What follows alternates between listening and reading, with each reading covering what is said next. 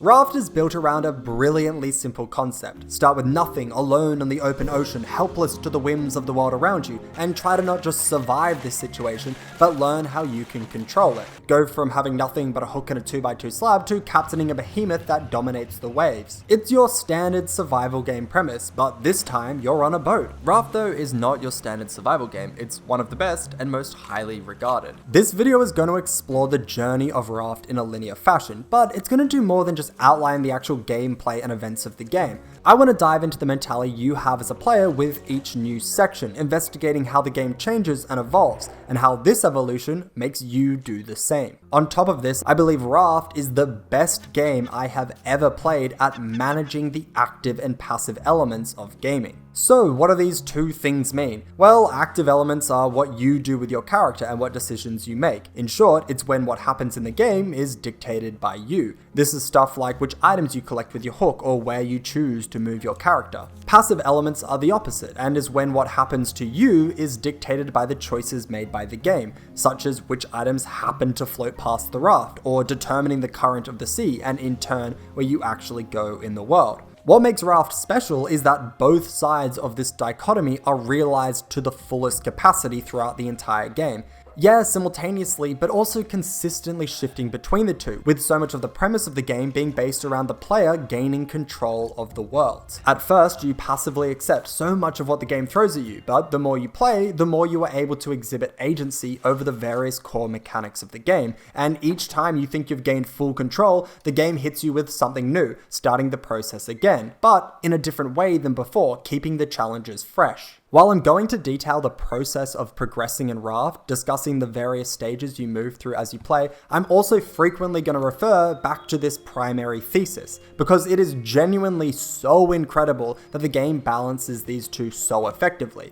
And ultimately, these cycles are not just constant throughout the game, but they are the central pillars for which most of the game design is based around and built upon, even as we move into the Chapter 1 and 2 expansion content. And with that, let's dive into the journey you go on when playing Raft. The game begins with you floating on a small raft in the middle of a massive ocean. Right away, Raft sets the tone for what type of game it is with this beginning. Starting most games doesn't actually mean you start playing, and it certainly doesn't mean you're going to be threatened. It just means that you began the game. Maybe there's some cutscenes you need to go through, or maybe a character creation screen, or at the very least, it means your character is in a safe tutorial section with no real threats. Raft throws you directly into the game and right from the start gives you two threats you need to deal with, or you will die, and arguably the very start of the game is the hardest part of the game.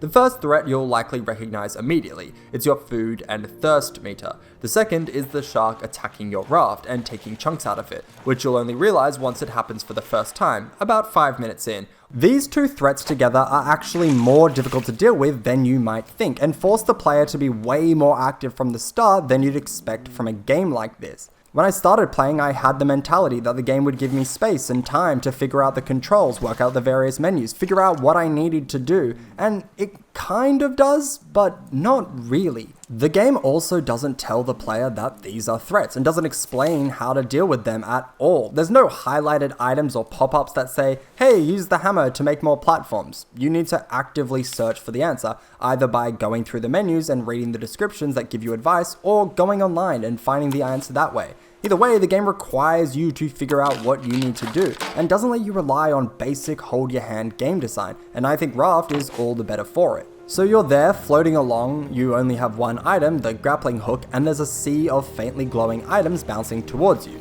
So you start throwing the hook and picking stuff up, most of the time just throwing it at whatever item you can. It doesn't take long though for you to start targeting the barrels whenever possible. They give you more items and give you unique items such as scrap metal and food, both of which are really important. After you do this for a while, you might decide to venture into the tech system, which is surprisingly more fleshed out at the start of the game than you might expect, and at first can be kind of intimidating.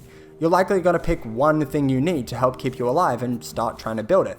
This may be the purifier, or the grill, or the hammer, or something else. Let's say you pick the purifier. Maybe you have all the parts you need, but if you don't, you'll likely start dedicatedly trying to collect those items. And this is the crux of so much of the game. At first, you sort of generically acquire items, passively picking them up, assuming they have value, which they do, but now you're giving yourself a goal. You're actively going towards it. This process of item acquisition being something you do aimlessly, collecting items just because that's the thing you can do, to identifying specific items you want or need and making concerted efforts to get them, is something you will do over and over and over again as the game goes on. Soon enough, you'll get to a point where you're more or less on top of things on the raft. You have food, water, you figured out spears, fight off the shark, and you're able to build out the raft and repair its base. You're in a good spot. Now it's likely you sort of just drift around, collecting more items for a while, getting a better and better grip on staying alive. You're being passive, and at some point you'll need to do more. So you decide it's time to finally venture to one of those islands you've been passing by. Now, maybe you've made a foray onto one before, or attempted to, but it's likely there'll be a point where you have your first real attempt.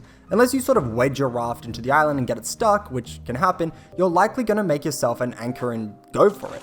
You throw your anchor into the water and make the treacherous swim over to the island, taking a hit or two on the way there. Once on the island, huzzah! Land and new stuff. You jump around collecting flowers and watermelons, filling up your inventory immediately because you had no idea it needed to be basically empty to collect everything. And all of a sudden, you've taken a big step towards ruling the game world in Raft. Your first island is a pretty big deal, and it's likely you'll do multiple trips, collecting as much as you can, maybe even making an axe to cut down the trees. Maybe you'll even decide to go into the reef for the first time and try to get some of the materials underwater. If so, it's likely going to go something like this. You stand at the shore, go underwater into the shallow bit, which is basically a part of the island, find the closest thing to collect, get one or two of it, and then leave. Repeat the process and you'll be rewarded with 3 scrap metal, 2 sand, 2 stones, and a clay, or whatever. Awesome, a massively successful first adventure off the raft. This is likely the pattern you'll sit in for a while. You'll chill on the raft, collect materials, make new stuff, hit up islands, grab the things, and repeat. During this time, you'll probably develop a system of proper bar management, where maybe before you were sort of just surviving, relying on the food from crates and islands. Now you have multiple grills, multiple farming pots, and you've got a production line of food, which isn't in abundance, but it's enough to keep you constantly prepared. The same goes for water, which is much easier to keep on top of anyway. This is another classic example of the constant transition you go through, from accepting what the game is giving you to taking control and dictating things for yourself. This pattern will be satisfying for a while, but will stagnate. You'll need a variety of materials you don't have to unlock new techs, and you'll need to shake things up, which is when you decide to tackle the reefs, and not just the island shore, but the actual reefs. Reefs are scary. Why? Because the shark is scary. I haven't mentioned this yet, but going in the water is bad. You will almost always be attacked immediately by a shark, and when you start playing, it feels like there's nothing you can do about it. You can only swim away and hope you get back to safety. But there's an item called shark bait, which distracts the shark for a while and gives you time to do what you'd like in the water. Crank out the fishing rod, reel in a few bad boys, throw your meat carcass in the water, and go for your life. All of a sudden, the deeper, forbidden part of the reef that was previously too dangerous and daunting is now open to be plundered. So you dive below and start to find new materials which you've been looking for, and greater quantities of materials that you've had in such limited supply that you haven't been able to make anything with them. Once again, you've gotten to that next level and a whole aspect of the game has just been unlocked. But this is still fairly slow. You don't swim particularly fast, you can't breathe underwater all that well, and the grapple takes its sweet time breaking things. So you dive down, collect some things, hit the surface for a breath, and repeat. You get what you can before the shark bait runs out, and then it's back to the raft and back to the endless stream of stuff, where once again, you'll float around, collect items, hit up islands, now scavenging both the island and the reef, then you'll go back to the endless stream of stuff, and this stream of stuff is critical.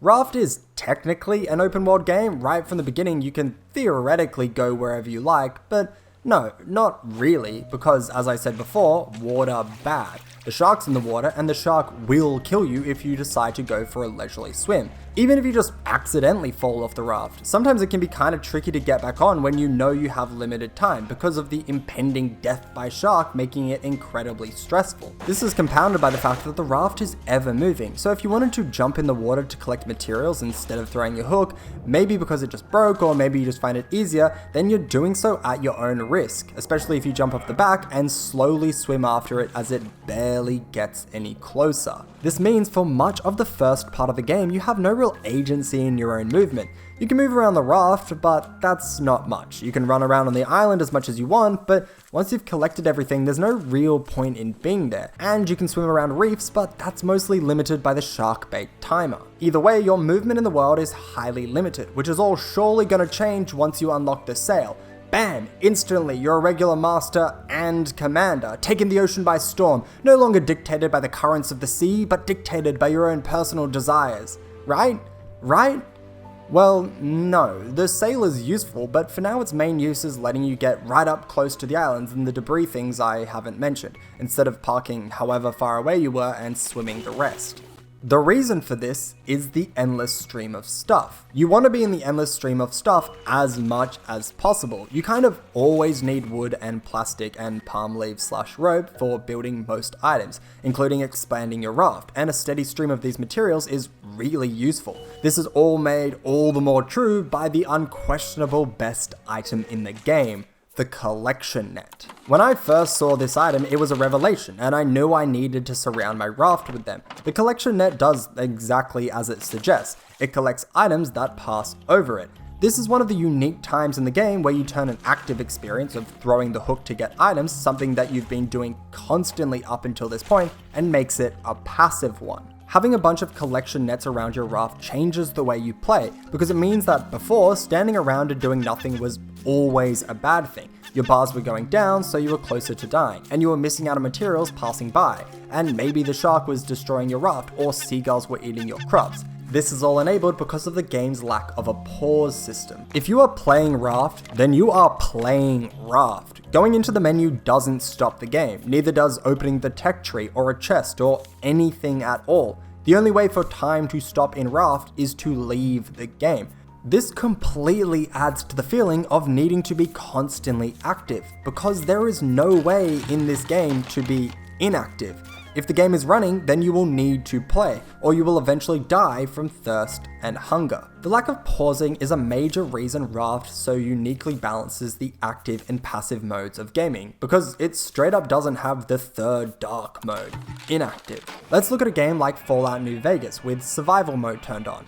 Much like Raft, you have a food and thirst meter, which increases over time, so if you stand around doing nothing, you will eventually die. However, a core part of the Fallout series is being able to go into your Pip-Boy, pausing time, letting you equip new weapons, pump yourself with stim packs to heal, rail a bunch of drugs, try a fresh new fit. Whatever you want, because once you open the menu, the entire world freezes and everyone and everything is stuck in a horrific limbo waiting for the protagonist to stop looking at their wrist. Raft doesn't have this, and it makes moments such as being in the water all the more scary because there's no time to pause, gather yourself, form a game plan, then act. You just need to do something or you will die. This is why collection nets are so significant, because now doing nothing actually means you're making progress instead of falling behind. If you have a decent amount of them, you are getting more value from passively collecting items than you're losing from hunger and thirst. Admittedly, standing around and doing nothing can still be progressing before collection nets because of the way food and water work.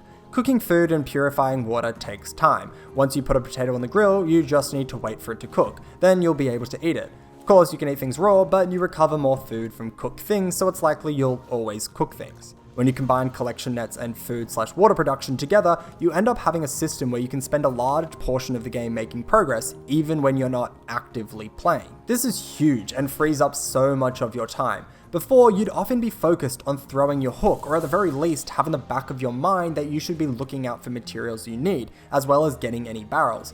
You'll still likely do this a bit, but less and less as you get more and more nets. These nets also keep you in the stream of endless stuff, because you can only get materials in this stream. When I first got my sail, I picked a direction and sailed carefree, Soon enough though, but not soon enough that I could go back, I realized that the endless stream of stuff I had become so acquainted with had disappeared, and I was now just sailing aimlessly into a blue void. This means for now, it's undoubtedly better to stay on this one specific path, where you can passively progress, rather than just drifting. This mirrors the beginning of the game, where theoretically you can go anywhere. Now with the sail, you can go wherever you like, but for what reason? Sure, now you won't instantly die after you self-elect to become a tasty, meaty shark treat like at the start, but there's nothing to be gained from not staying in the stream, at least for a while. You'll likely go back to the pattern of sitting in the stream, going to islands you pass, collecting whatever you can, then going back to the stream, upgrading a raft, building new items, and making progress. During this time, you'll likely have much improved production going in regards to food, meaning that you'll always be making food in surplus. You'll also likely have a better water bottle and water purification system. All this means that the previous challenge of managing the bars, something that may have legitimately killed you early in the game, is no longer an issue. More something that you sort of just deal with. Once again, you've gained more control of an aspect of the game, and a previously difficult part of Raft is now no issue at all. You'll also see your attitude toward the shark and birds change.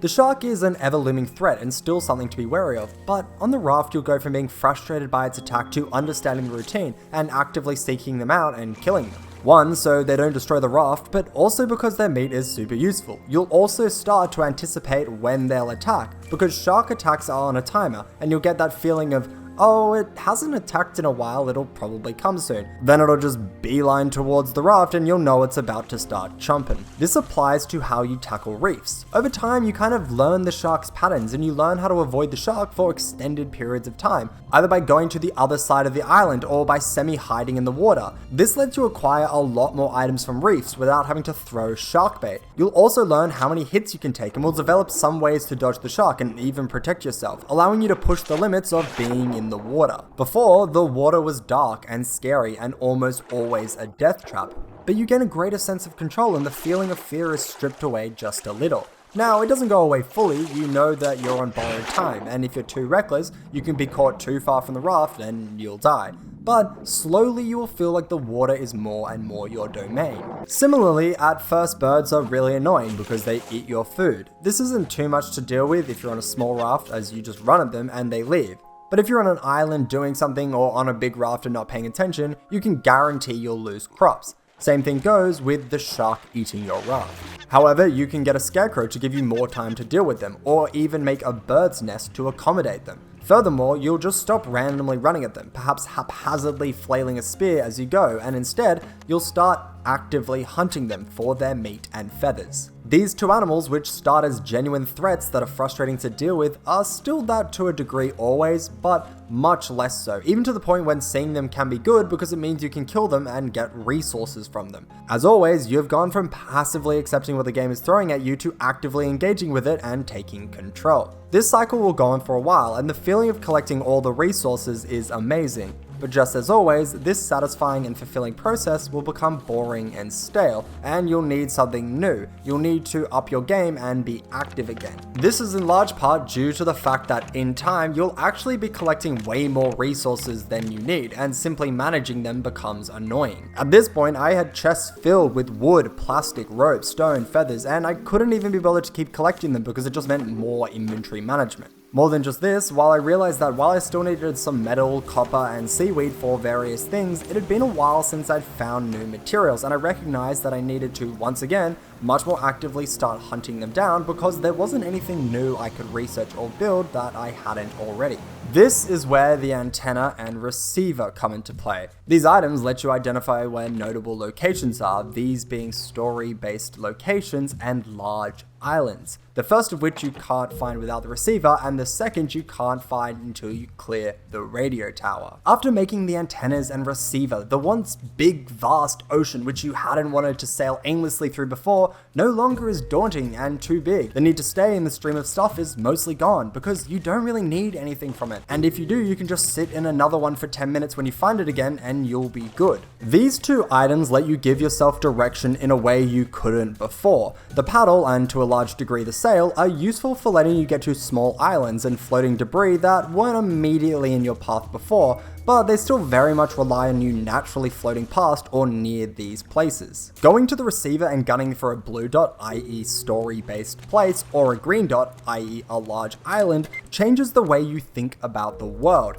Now you really are a master and commander. From now on, the world is a place where you are very much actively exploring, chasing down these locations. Whereas before, you sort of had to let the tides take you places. Although, if the tides are flowing in the opposite direction from where you want to go, then you can easily find yourself not actually moving towards your desired destination, even if you're pointing your sail in that direction. So there are still limitations on going exactly where you want to. These two new locations are also huge steps in advancing your experience with this game. It wouldn't be surprising if at this point you more or less had completed most of what the game had presented you up until now, which makes sense as everything previously was a part of the base game, with this next section including the receivers and antennas being a part of the later released Chapter 1. These items unlock a whole range of new experiences, new items, and new ways you'll want to approach the game. Finding the radio tower, otherwise known as the abandoned sea facility or big random metal thing, is pretty exciting. This is the first time in the game you've found something that really demonstrates a dedicated human effort, more than a lonely, isolated, abandoned raft. The world of Raft is simultaneously strange and uncommon, while also being familiar. Raft, especially in the early game, does virtually nothing to establish who you are, what's going on in the world, what's your goal, any of these things. Were you a part of a shipwreck and you're the only survivor floating along to find civilization again? Is this some dystopian world where the earth is now all water? Or is this an alien planet and not even a representation of our world? The base game doesn't venture to answer any of these, and for the most part doesn't even really ask the player to grapple with these questions. This can really be passive or active depending on the player, because one player might start playing this game and instantly wonder about the world and what's going on, where another could just play the game for what it is without ever considering any greater questions. The times when the game does make the player think about these things are fairly subtle. The game has floating abandoned rafts of their own, and these are even cosmetically decorated with the same things you can build, such as small crock pots and scarecrows. On islands, either in the water or on the land, you can find remnants of rafts or the beginning of infrastructure strewn around. Both of these will have crates with mildly useful early game items in them, and it's easy to think about these little areas as a way for the game to provide some loot diversification, a reward for exploring, and nothing much else. But they also show the only signs of human life. There have been other people who have been just like you, floating around trying to survive. Some have died at sea, while others have tried to find salvation on an island, only to ultimately fail all the same. It really adds to that feeling that this is a haunted world. The radio tower is not overly overt, but the subtlety of the past is no longer the way. Jumping on the tower will show you something you have basically not seen up until this point. Language. There is graffiti, small messages that are being communicated both to you, the player, but also to the people of the world. These messages do two things. The first is expand upon the idea that there are other people who have experienced what you have. Messages of having to deal with a shark, whose name is Bruce, being a staple of this. The second, and much more prominent and interesting, is the beginning of a story. Messages that are describing a situation that has happened on this station. A situation that for many players will intrigue them and make them want to investigate further, will make them want to understand what has not only happened here, but to the world at large. To massively expand upon this, there are finally now notes, specific longer form text that dives into a narrative and unveils a plot that you can follow. This is something that some players will really love and will take the time to not just properly read, but will think about. Something that you can really dwell on, something you can start to theorize about, while others will collect them and never even open them. For those that do engage, questions of who are these characters that are being referenced in these diary entries? What has happened to them beyond the vague markings they've left on the walls? Are they still in the world? And what has happened to the world? Are these people the reason for being the way it is? Are we finally going to be able to figure out what's going on? The game even has other people in the world trying to unravel this mystery, along with a new mystery of a utopia. Are you in a line of people who has solved the mystery and you're simply the next one to do it? Or are you the first and only hope? At this point, it's unclear, but it's all very galvanizing. You now have a bunch of intrigue that you are trying to solve. You have a collection of goals that are more than the self-assigned ones you've been given before. As surviving is no longer an issue, the game changes from simply chilling on the raft, bouncing around, to wanting to figure out what's going on in the world, and trying to unpack as much of the lore that the world is willing to let you in on. This story of sorts and providing the player a new way to engage are all additions with the Chapter 1 expansion and are something you don't really need to engage with, especially as this location is seemingly not all that valuable to come as far as gathering resources are concerned. So for players that are looking to continue and expand upon the drifting around, collecting new things and expanding the raft aspect of the game, you're going to be much more interested in the second new biome. Large islands. Large islands introduce a whole smorgasbord of things. It could be easy for these islands to basically contain new items to upgrade your raft with some fun new areas for you to explore, which they do. But more interestingly, and what serves as a great example of excellent game design, is that these islands provide new experiences that make you play the game in a way you didn't need to before, and change your mentality towards the world. At this point, you probably are playing the game with a sense of confidence and ease. The biggest threat in the game, the shark, is more of an afterthought. The challenge of surviving is gone, and the need for resources is more of an inconvenience than it is propelling you forward with purpose. Large islands let you keep the thinkings and strategies you've had when dealing with all you've conquered so far, while bringing back some of the same fear and difficulty that is so enrapturing at the start of the game. Bring back some of the desire to go and collect so you can build up your raft. This, I believe, is emblematic through the new animals the game presents.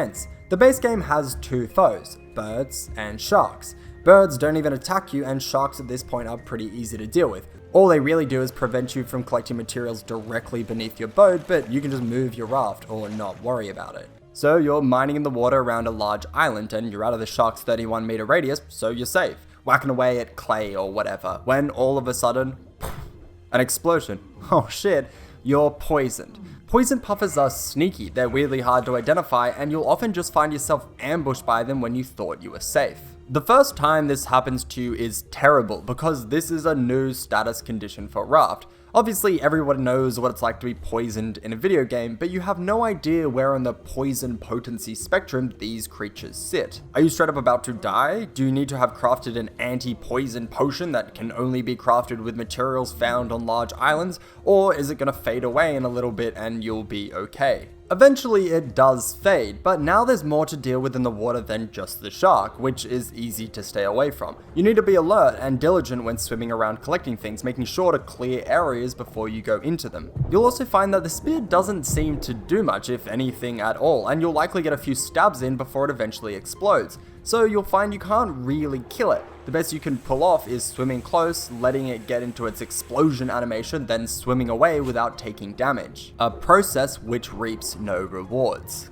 This is a similar issue you'll find on the land. There are warthogs and they are aggressive, strong, and hard to take down. As I've been saying, sharks are relatively easy to dodge by this point in the game. You can jump over them, stab them in the mouth, whatever. Surely warthogs have the same sort of mechanics. Plus, this is a game. You've kited enemies before. You know what to do, right?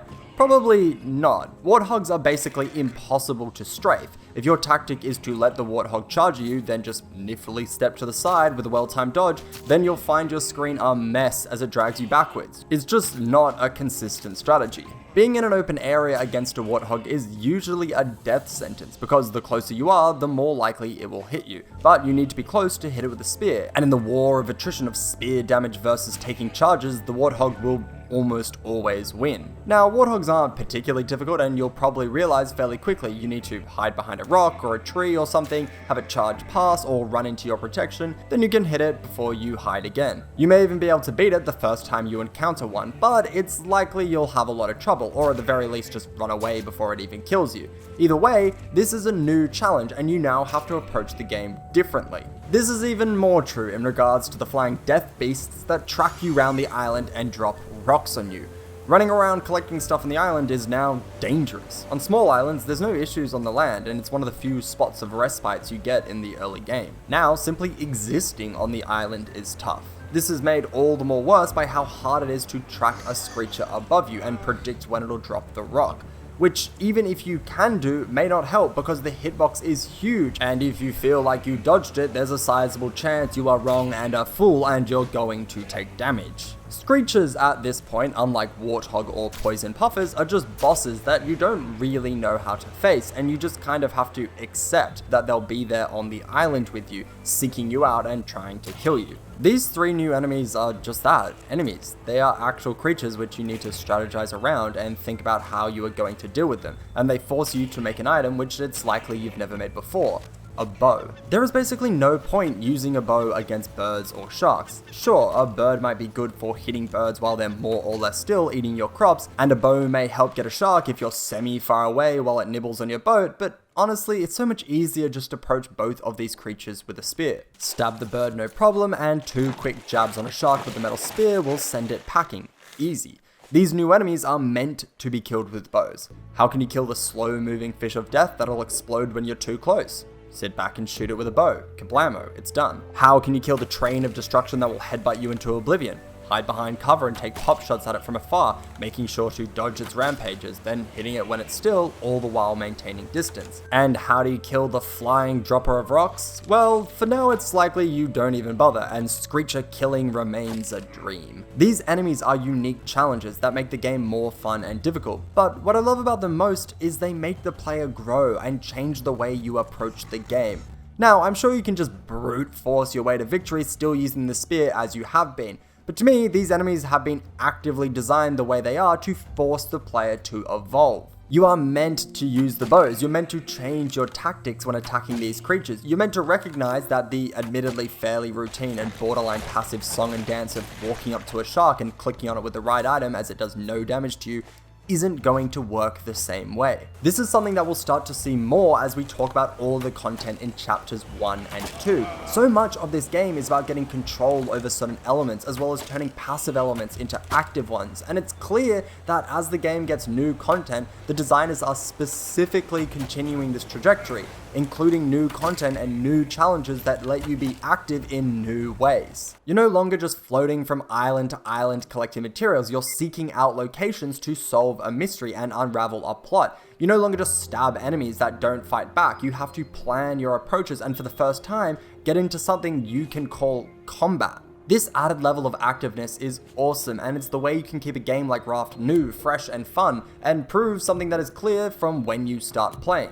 That Raft is made by amazing game designers who understand not only how to make a great game, but also understand what makes their game good and how they can continue to add on to that game while staying true to the core elements that drew people in the first place. I've been focusing this video on how Raft is the greatest exhibition of using passive and active elements in a game, and I love that the extra content provided in chapters 1 and 2 doesn't change this thesis or weaken it, instead it makes it much stronger. This idea that the new chapters introduce new ways to play is felt in the way that to even get your chapter 1 experience off the ground properly, you need to move your character in a way you haven't before.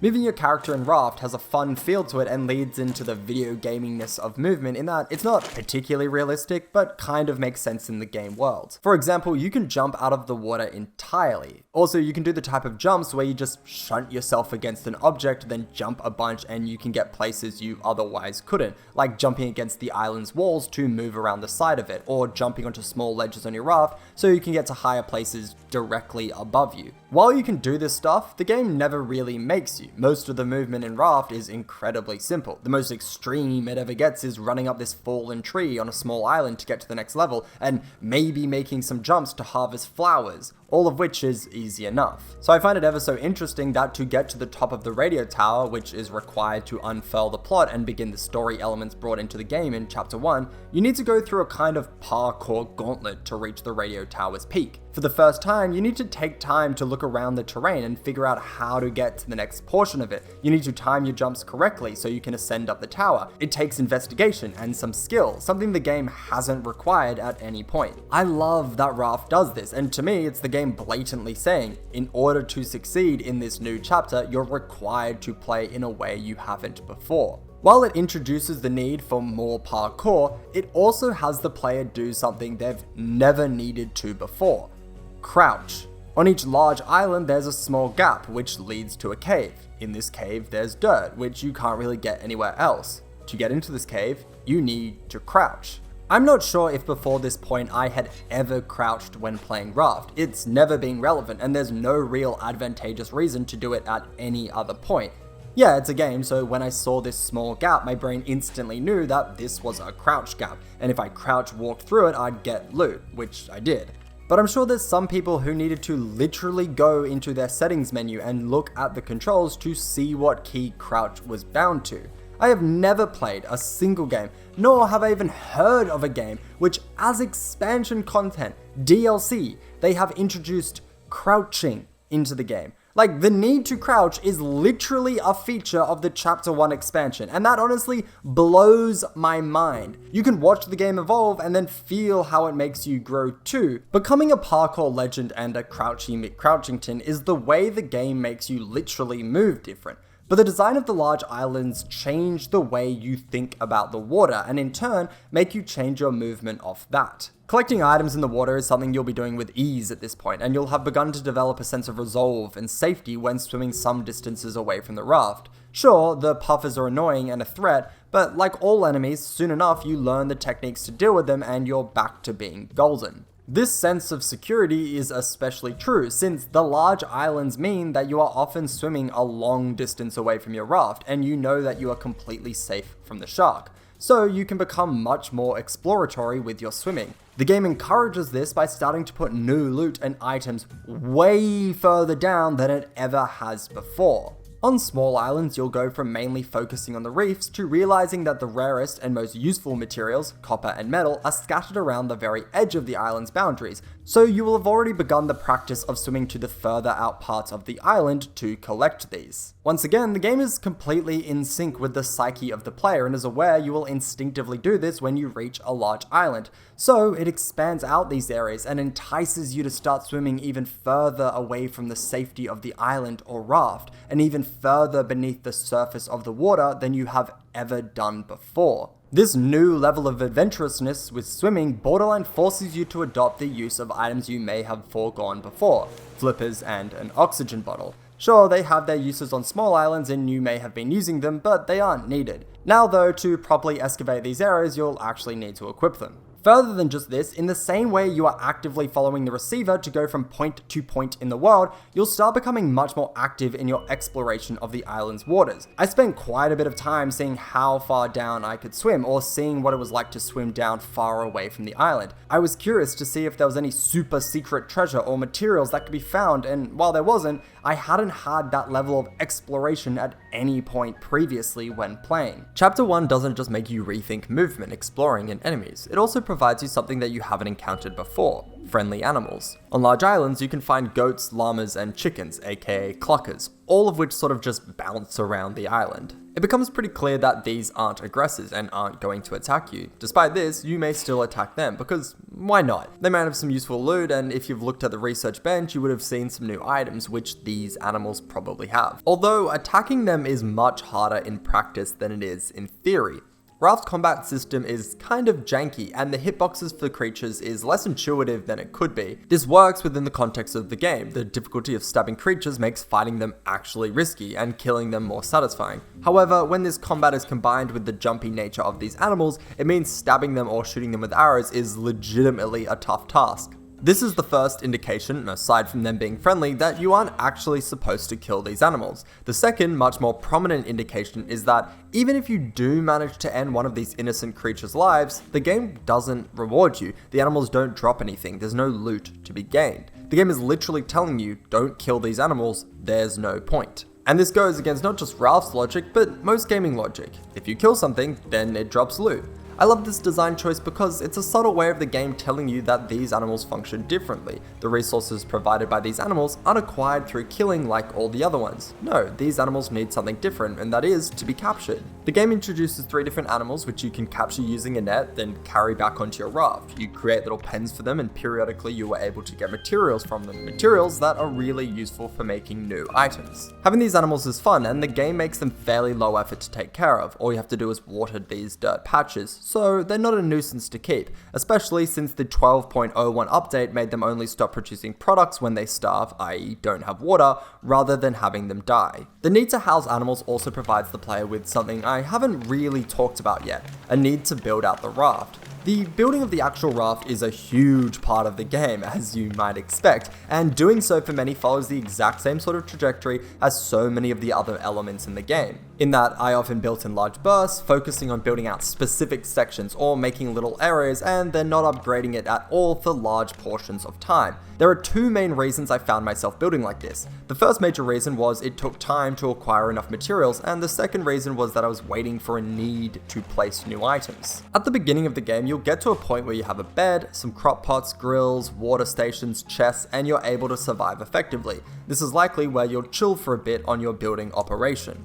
At some point this transforms and you make the raft quite a bit larger, likely to house the larger cooking equipment you can make now, to create a larger farm setup, and most importantly, to have space for your now many chests. This once again gets expanded upon when you place down your sail, antennas, and anchor. You are likely making multiple stories at this point because the antennas need to be elevated. The game is encouraging you to build your raft in new and different ways. Of course, the building of the raft is the most subjective aspect of the game because this is where creativity and preference is most apparent, so I would expect the largest range of experiences for this element of the game, but I think this is a general pattern a lot of players would go through. For me, at this stage, I had created a fairly functional raft, which was mainly built in a utilitarian way, with only limited cosmetic features. I then decided to expend much of my collected wood and plastic to build out the various other items I hadn't really bothered with. Tables and chairs. I created this room which has no purpose and acts as a sort of study just for the sake of filling up space. I decided to build these big trees on the rafts to add some more flair. Once I did this, however, I felt my raft was more or less complete and I didn't have much to add. This is why the animals were all the more significant because it gave me a reason to actually continue working on the raft. I now had a bunch of space that I needed to create for these animals, and in turn, the raft got its first major expansion in a long time. To me, this is what the animals were designed for. They aren't just animals for the sake of animals, they exist to reinvigorate a classic part of the game that may have gotten stale for players at this point. All of which is pretty incredible game design. The cycle of being active, creating the raft, then being passive, not adding to it for a while, has been lit up once again, and the cycle has gotten a few more spins. While you're building, it's likely you're also sailing the seas. For some players, heading to Vasagatan, the second blue dot, may have been done right after visiting the radio tower. For me, it was after I had cleared many large islands and acquired some animals when I decided to roll up on it, and boy, was it not what I was expecting at all. In truth, I thought it would be another radio tower thing, and that's why I hadn't really bothered to go check it out, but nope, not at all. It is, of course, a big old fucking cruise ship. Now, this took me completely by surprise and reignited my burning desire to find out what had happened in the game world. Vasagatan very much follows the Chapter 1 model of giving the player a different way to engage with the game, while managing to capture the feelings and emotions the player might have felt when they first started playing. On top of this, it does this by understanding what experience the player has had so far, and building on them so the player knows how to proceed, while subverting them to make them feel fresh. So what is Vasagatan exactly? Well, it's kind of a horror game puzzle that is basically self-contained to just this specific location, as if you were taking a quick detour to play a different game for an hour and a half. The lighting design is dark, like really dark, and when I entered I made sure to hold my spear out because I was a little scared and had the feeling that the game was going to have a creature jump out of the dark and attack me, which is exactly what happened. Once again, this new choice, the lighting design, made me go and make an item I never bothered to before, the headlight, the schematic I got from the radio tower. Almost as if it's perfect game design. Anyway, the interior of the ship is dark and filled with lots of random scrap metal and plastic. However, there's also a collection of other items like a crowbar and a car jack which you can pick up. These items don't even go into your inventory, they go into a special section of the journal, like they only exist for the sole purpose of the Vasagatan puzzle. That's how much of its own thing this location is. Most of the ship works by making your way through, finding these items, then going back to a certain obstacle that was blocking your way, like a cabinet or a door, using the item, watching its cool animation, then progressing to the next area. All the while, you are learning about the world, one, because you are reading about it through all the notes that are provided, but also because of the way the ship is designed. There are TVs and books and bottles and speakers and a whole collection of furniture that we have never encountered before. Eventually, you make your way to the top, collecting a bunch of crates with loot, finding the special items to get access to the blocked off areas, and murdering many of the fast respawning lurkers as you go. Getting to the top is as satisfying as you would think, and you're provided with codes for the third location, but also two new schematics, one for a steering wheel and one for an engine. These two items have the same effect as the sail. They allow the player to truly dictate where they want to go. The sail has trouble moving against the current, so you can't fully go anywhere, while the steering wheel and engine especially let you power through any pullback. Once again, you have gained more control of the world, yada yada yada. This is the same sort of song and dance with the Evergreen Islands. These new terrains, unlocked after Vasagatan, while really cool and visually notably different from any islands you've been on before, very much build off the mechanics you've recently learned with regular large islands. There's bees, which don't hurt you and require a special tool to collect, the sweep net, similar to llama, goats and clockers, while bears are basically reskinned warthogs. They are big and aggressive, but you can use the same tactics as before and you shouldn't have too much issue with them. After you have gone to a couple of these islands and spent enough time shearing your llamas, you will unlock a new set of items, the backpack and armor. The backpack is nice for obvious reasons. It gives you more space to hold things, and inventory space is pretty limited in Raft, so this is really nice. The armor, on the other hand, really changes the feel of enemies. Sure, you've used clothing items before. There's flippers, oxygen bottle, and headlight, but all of those are for utility and mostly affect how well you can explore and scavenge for items in the water. The leather armor does what armor does. It lessens the amount of damage you take. Now by this point, you probably are able to pretty effectively deal with most enemies without armor. Sharks should more or less be an afterthought, assuming you have figured out the timing of jumping over them. And to even get leather, you need to kill warthog and bears, so clearly you have dealt with some already. And once you are on top of using objects for cover, then they become pretty easy to dispatch. While you can probably deal with them well enough at this point without armor, it still only takes a couple hits for you to go down, so if you're not focusing or have low health from a couple different enemy encounters, they can still be a threat and get a kill on you, so the armor lets you basically shrug off these threats, also letting you be much more aggressive in your approach when fighting them. The second and much more important thing that armor lets you do is take on screechers and mama bear. Screechers are horrible to deal with. They do a lot of constant damage to you, damage which you basically can't dodge, and they're hard to get track of in the sky, let alone hit. Often I was the victim to 1 or 2 rocks hitting me before I was even able to orient where the screecher was properly, and by that time I was close to death and needed to run away.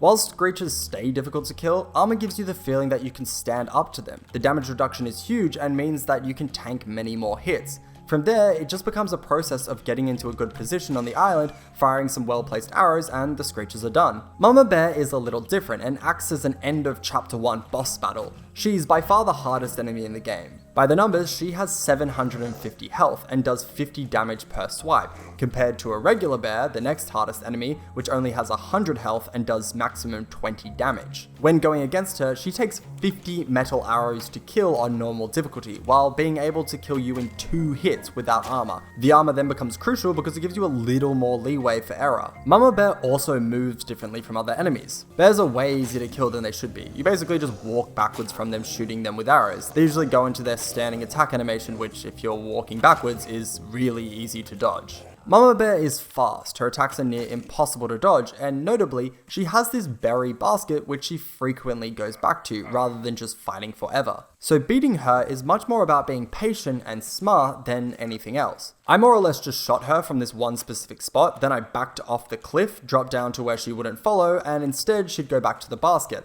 Then I repeat. All in all, not too interesting or really difficult once you understand the rhythms of the fight. Although this took me a little bit of time to figure out, and I actually died to her twice before I figured out this strategy. Something else you can use to make this fight easier is a healing salve. I myself didn't actually use one, but it's a pretty cool thing that they added to the game. If you have collected some clockers, then you'll be accruing eggs. These eggs, when combined with clay, let you heal. This is one of the most blatant times in the game the main thesis of this video can be seen. Before, recovering health would require you to just wait. After not taking damage for a while, it'd slowly recover naturally, a pretty standard health regen system seen in many games. However, Chapter 1 lets you use an item, and all of a sudden, you can determine your own health recovery, once again, shifting a key part of the game from a passive experience to an active one. There's not much more to say here except pointing at it and going, hey look, it's the core philosophy of Raft boiled down to its simplest form. At the beginning, the game is in charge of what happens to you, but as you play more, you can control what happens to you. During the Mama Bear breakdown, I talked about her being a final boss for the Chapter 1 expansion, and that's true not just because of her enormous amount of health and damage, but the fact that she sits at the center of the third and last location, a part of the game's first expansion, Bilbao Island. Bilbao Island sort of follows the same structure as Vasagatan. There are some unique items you can find and need to collect them in order to unlock more notes and more of the island, but there's not the same level of puzzle elements. It's more about going to different places and just exploring this large island. This isn't to say that the island doesn't have some fun, unique stuff. There's this bridge which you need to throw a grappling hook out to make it fall. And the biggest and funniest thing is this random acid pit surrounded by spikes. This is honestly one of my favorite choices in all of Raft. Spikes and acid pits are two absolutely classic pitfalls in gaming. Whenever you see these two, you know, oh, that'll hurt me, that's a no-go zone. There's never friendly spikes or acid, it's always death. And when they are friendly, it's a subversion of standard gaming design, a postmodern take on level construction. Anyway, all too often these obstacles exist in places that don't really make sense, and that's exactly what Raft is doing here. At the top of the mountain where you need to go to complete Bilbao Island, there is a random platforming challenge with spikes and acid, what can only be a direct reference to so many games that have these obstacles before them. While the art design kind of justifies it, it certainly feels like the game designers are just laughing, like, what should be the final hurdle of Chapter 1? Oh, I know, a platformer-style spike and acid section. It's so random, and I love it because it points to the unbelievable self-awareness of the minds behind Raft. This doesn't mean it's out of place game design wise, because it's not. Getting better at controlling your character, getting better at movement, being able to do parkour is a feature of Chapter 1. So having a section that requires you to be able to platform totally makes sense in terms of giving you a challenge that you've been working towards in the skills the game has been making you build. This also isn't out of place because so much of Raft is built off fundamental principles of game creation. The idea of unlocking new items, then using those items to get even more items, which are just better versions of your old items, is seen everywhere in gaming. Having players given extra loot because they went above and beyond with their exploring is tried and true.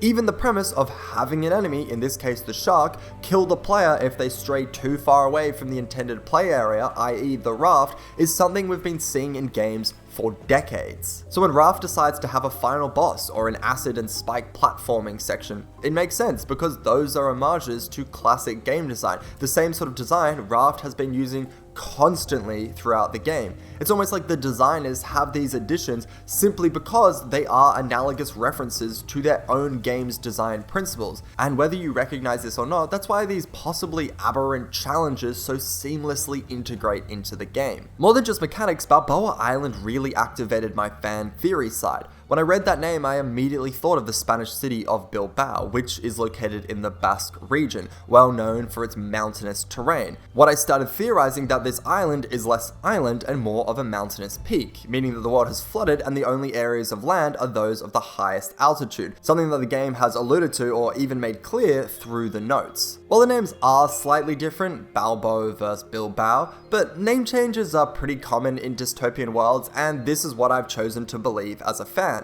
This idea gets more credence when you consider that the foliage and animals that are found here correspond to those of the Basque region. The new evergreen islands, which are unlocked after you visit Vasagatan, the big cruise ship, are filled with pine trees, what you might expect to find in these Spanish mountains, along with the two new animals, bears and bees, both being natives of the area. Even if this is incorrect, I think the game has done a good job of getting me to theorize about what is going on in the world, and without explicitly giving me story exposition or telling me, it has allowed me to fill in the blanks myself through the hints it provides. And hey, maybe they just called the island this because they liked the film Rocky. I mean, Vasagatan got its name because it's the street where Red Beat Interactive Game Studio is located, so maybe the name is just some fun for the designers and not indicating any sort of world lore. After completing the island and in turn Chapter 1, we continue on with a similar sort of discovery when it comes to the Chapter 2 material. Chapter 2 also brings in some new mechanics, some new items, and some new ways to play the game, but I don't think these are anywhere as significant or revolutionary as Chapter 1. The focus seems to be much more on engaging with the desires and wants of the fans that are still playing, while adding in some replayability. This totally makes sense because the content of Chapter 2 is largely for people who have put in minimum 10 hours into this game, if not much more, and focusing your late game content around your biggest fans is how you maintain good fan game designer relations. The first place you turn up to is Caravan Town. Caravan Town is a town sort of place which has been completely abandoned. There's a lot to explore and a whole slew of different areas to go. Completing it is fairly simple. There's 3 different schematics you need to find which all require slightly different tactics to complete. The first is bringing explosive power to this rocket, a simple make an item and put it in the right place sort of thing. Basically what you've been doing for most of the game. The second requires you to move these pipes in the correct position so you can fill up a well. This is much more of the puzzle variant that you've come to experience from the various Chapter 1 locations and is different from anything you've done before. The last challenge focuses on your exploration and movement skills. You need to follow this piping underwater, jumping into various pockets of air as you go, fending off a slew of poisonous puffers, and ultimately making it deeper underwater to find the last schematic. Once you've done this, you unlock the zipline tool. In relation to the island, this lets you be able to go to different areas which you can explore, get materials, etc. It's all fairly fun, if not routine, but it's not really trying to revolutionize the game. Moving on to the last location of Chapter 2, we head to Tangora, a very large and sizable city. Similarly to Caravan Town, this location doesn't necessarily do anything gameplay-wise, but what both places do is completely expand upon the human impact on the world. These 2 locations are fairly built up and, funny enough, resemble actual towns and cities, with Tangora looking like it could house thousands. The theories of what is happening in the world is what flies the most. The game doesn't just give some explanation for what's happening here, with notes as always being snapshots into the happenings of the location, although there's definitely some more story progression, with the end even showing some pictures of the supposed founders, the first time we've seen any photos of other people at this point in the game. It's pretty clear that Chapter 2 is much more focused around a smaller group of hardcore fans that have been playing the game a lot and are keen to dive more into the lore of the world. This is backed up by how few of the player base has actually completed the end of Chapter 2, around 10%, much lower than the 46% who have started Chapter 1, as denoted by those who have the achievement for completing the radio tower. This mentality shift can also be seen in the new items the game introduces, because it deviates from the standard procedure of Raft, and the developers are clearly making quality of life changes in direct response to fan requests, which I'll talk about in a second, but let's quickly talk about what the actual gameplay of Tangora is. It starts with a base sort of puzzle section that resembles Vasagatan. The most notable thing is this crate moving puzzle, which requires you to move these crates around. While most are solid on every side, some don't have walls on certain sides, and it's your job to make a path for yourself to run through to the next room.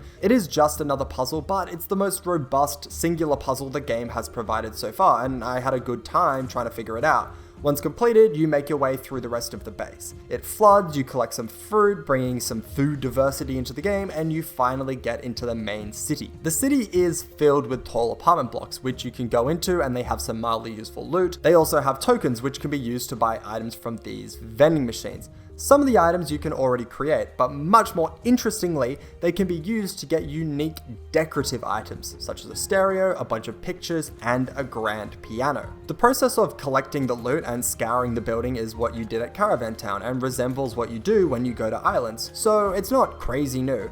But the vending machines are a nice new flavor and give the players more ways to acquire items. Although apart from the unique items, I'm not sure how useful these are or why you would use them necessarily, but they are a nice addition nonetheless. At the end, there's this puzzle where you figure out the code by looking at the pictures on this note, then going to the corresponding store and looking at the numbers on the door.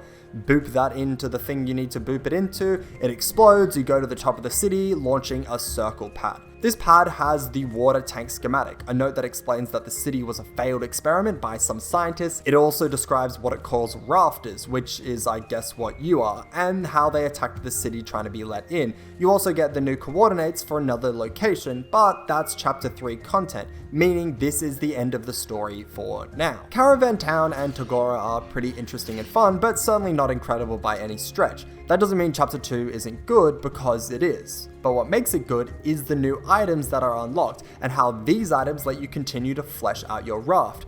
which you'll likely do after you complete these 2 areas. These items, for the most part, make the management of a big raft easier and do something we haven't really seen before. They take elements of the game which have previously been active and make them passive, mostly through automation.